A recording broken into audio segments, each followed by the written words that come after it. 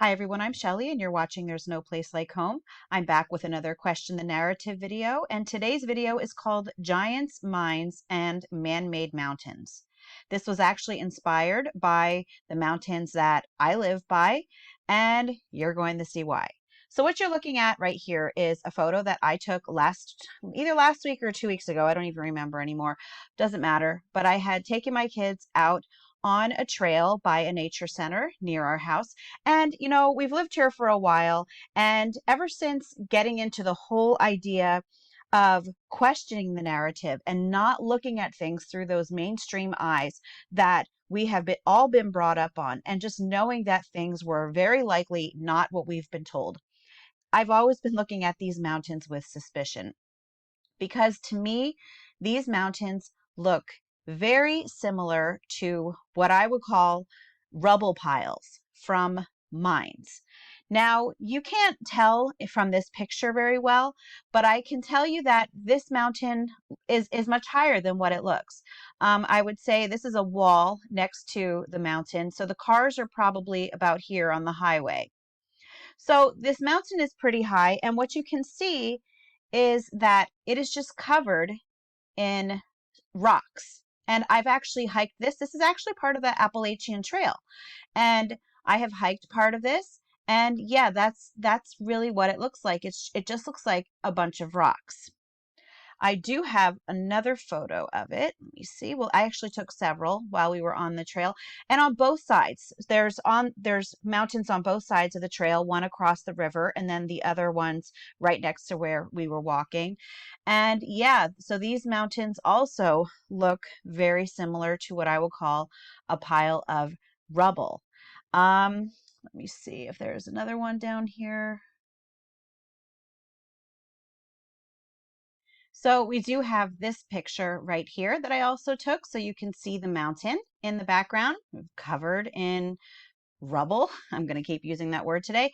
And this actually, I always found it interesting. There's a lot of quote rocks on this trail, and this one to me looks very close to a petrified log. And it, again, it's just one of those things that is much bigger than it looks. And so I wanted to share that with you here because yeah, that really does look like a petrified log to me. So I also live near coal mines, and I have to say that the area that I live in is very mineral rich. There are zinc mines, coal mines, and there used to be slate mines under my town. So the slate quarries were actually underneath. So yeah, there's tunnels underneath our whole town, including underneath my house. There's a cave. I've done a video on that, but I'm going to focus more on the mountains that I'm showing you now, and they are not part of the slate, at least not in my area, because again, that's underneath the ground. But what I'm finding is that in a lot of the areas that are mineral rich, you will find mountains that don't look like what you would typically think of as mountains unless have grown up in that area. Yeah, from far away, they look like mountains for sure. And anyone would argue with you, well, that's a mountain. Well, yeah, you could say it is a mountain, but to me, it's a spoil tip. So let's see what a spoil tip is. So I've talked about spoil tips in, I think, at least 2 other videos that I've made, but in case you haven't seen those, we'll just go over what they are now. Over here, a spoil tip is a pile built of accumulated spoil, waste material removed during mining. These waste materials are typically composed of shale as well as smaller quantities of carboniferous sandstone and other residues. So let's just look at some photos of what some of these spoil tips look like. And so right here, now, this obviously is not as large as the mountains by my house, but that looks very similar other than the color. But again, it would be a different mineral.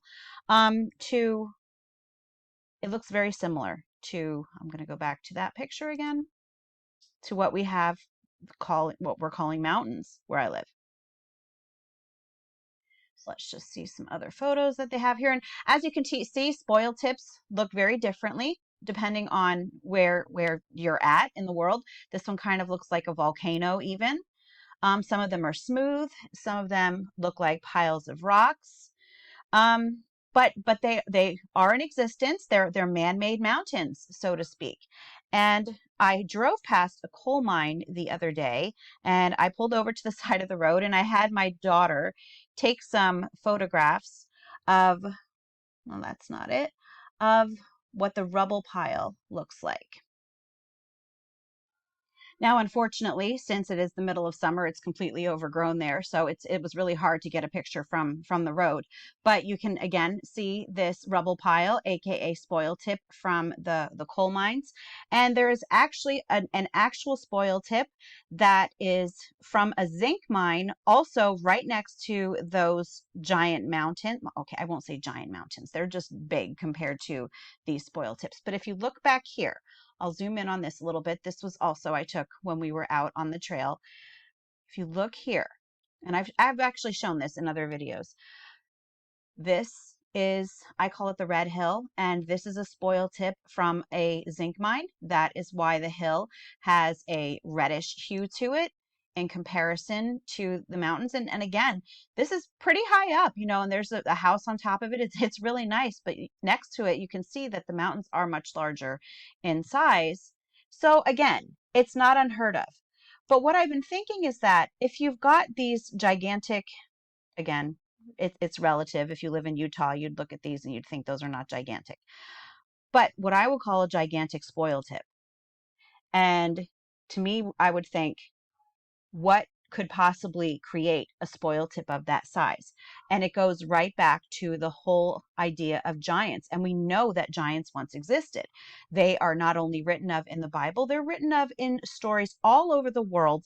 And there have been bones of giants found all over the world. The Smithsonian is, they're a huge culprit in, let's just say, losing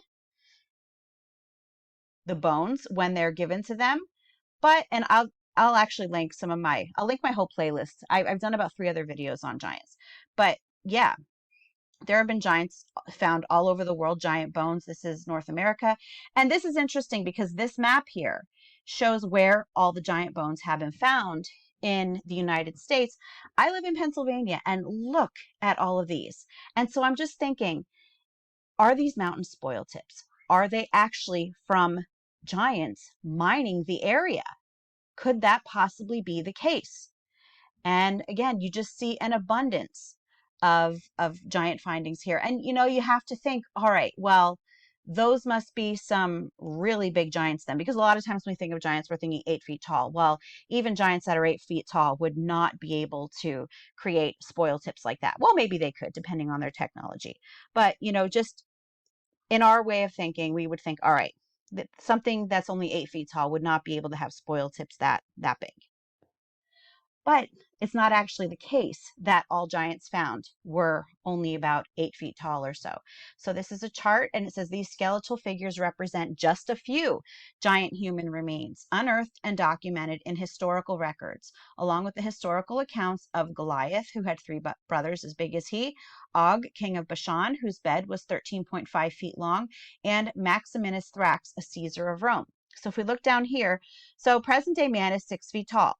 Then we've got one that was found in southeast Turkey in the late 1950s, 15 feet tall.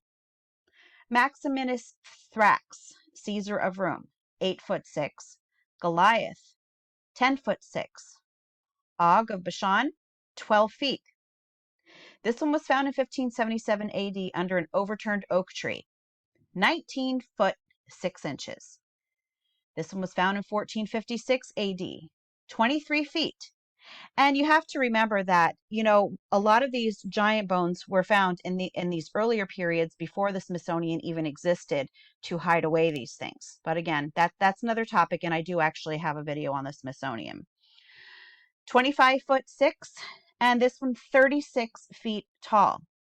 So that doesn't seem so far-fetched that they would be able to create these spoil tips that we now call mountains. And it makes sense, because if you think about it, back when these giants existed, Genesis 6 tells us that there were giants on the earth in those days, and also after that, when the sons of God went into the daughter of men and had children with them. And this was before the flood. So if you think about before the flood, there was no rain. Springs came up from the ground to water the earth. And you would have to think that there would definitely be a higher oxygen level in the atmosphere. And that would create larger animals. It would create giant flora, sorry, the animals are the fauna, giant flora, giant trees, and yeah, giants in general. A lot of people believe that Adam and Eve were actually giants, and what the Bible is referring to as the giants are even bigger than that. So again, that would make sense, especially if you know that the animals used to be much bigger. So here we have everyday animals that were terrifyingly big in these times. Sloths were bigger than elephants. Camels were 12 feet tall. Crocodiles that could swallow a human in one gulp. Beavers the size of a black bear. Bugs that were the size of birds. Now, I'm going to leave links for all of these in the description. I will tell you that I was reading that dragonflies, they were once about 30 inches long and they weighed about 1.5 pounds. And you think to yourself, all right, 1.5 pounds isn't very heavy. Imagine having an insect land on you that actually has that amount of weight behind it. When it comes to an insect, that's gigantic. And then Gigantopithecus. So again, once the flood happened, the oxygen level in the atmosphere diminished and things started getting smaller over time. So people who are very skeptical of this, I think that they need to take that into consideration, that we know that animals were larger. We know that trees were larger. We know that the insects were larger and plants were larger. If there were people in that time, and yes, I believe that there were, they would also have been larger. And let's just look at some of these photos that we have here. Now, this is Devil's Tower, and we're told it's a geological formation. I think they said it's made of basalt, volcanic basalt. But to me, it looks a lot like a tree. And if you look at lots of photos of what we call mesas, they definitely look like tree stumps. And so there are a lot of people in the truther community who have brought up the idea that there were giants. There indeed were giants at this time, gigantic giants who were not only mining the earth, but who were cutting down all of the trees. This also, if you look at it, looks like another tree. Looks like another tree stump. And another. This one looks like, did you ever see stumps that kind of start rotting and then they start breaking down? That's what that looks like. I don't know. I think this one might be Castle Rock. I'm not sure. So there are actually some people who believe this might be a melted castle. I don't know. It could be. To me, it also looks like a deteriorating tree stump that is now petrified. So I also had taken, while I was driving past the coal mines, some photos of the coal mine itself. It's nothing really spectacular, but I just I wanted to show it to you in comparison to what I'm about to show you next. So here we have, this is the coal mine here, and you can see it has like that kind of step look to it. And let's see, I've got some more here. I don't know, is that, no, that's not the one.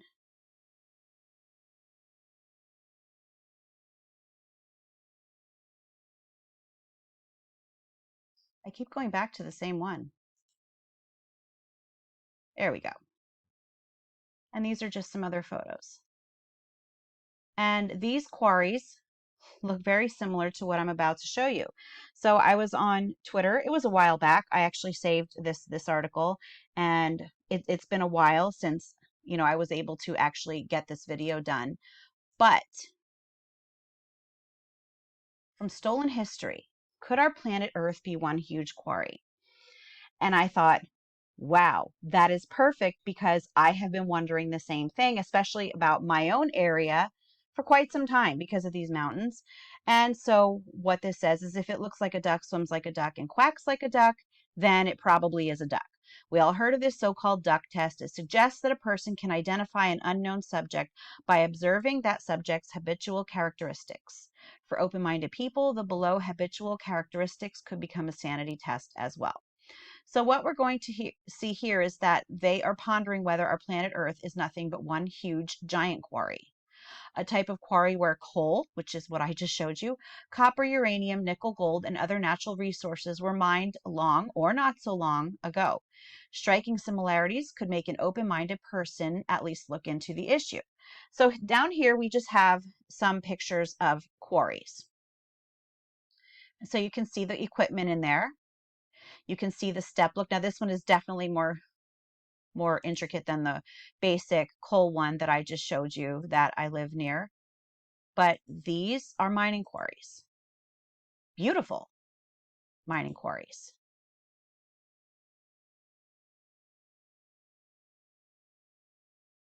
And we'll just look at some of these. It says differently looking quarries. So let's just look at some of these.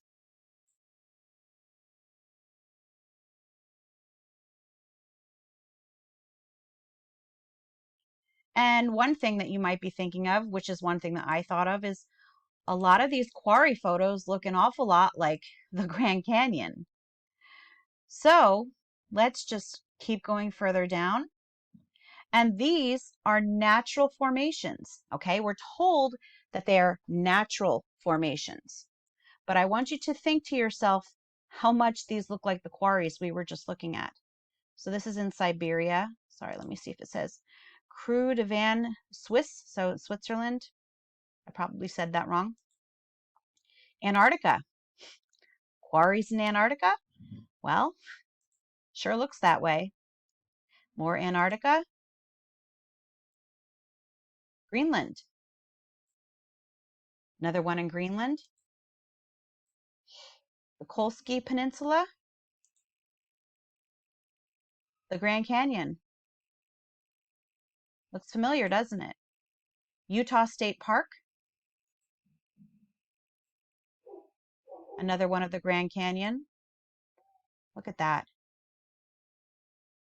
So I'm not going to go through all of the photos that they have on here because I will leave a link in the description box for you to take a look at it yourself.